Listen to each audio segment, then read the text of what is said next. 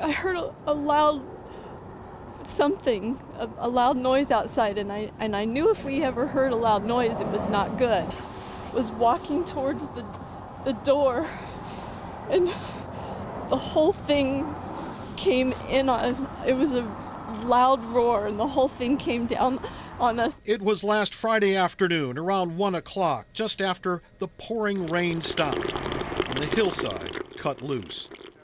When Didi Fritts and her husband James found themselves inside their now collapsed home. At a glance from the air, it seems like a house just twisted on its foundation. Looks can be deceiving. The whole house collapsed on us, and the whole first floor was pancaked flat. I don't think people understand what happened. Because we were in the kitchen, we lived, but my dog was 2 feet away from me, and she was crushed to death. He was in one part of the kitchen, pinned under the refrigerator. She was in another. I could see the light. So I told him, I said, okay, I think I can get out and get help. And I was so scared to leave him because I didn't want to leave him if he was going to die, and I didn't want him to die by himself. But I thought, okay, if I can get out, maybe I can save us.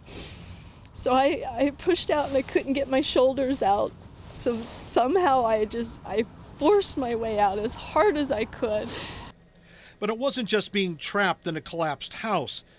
There was the fires, propane tanks. And I was just waiting for them to explode and kill me.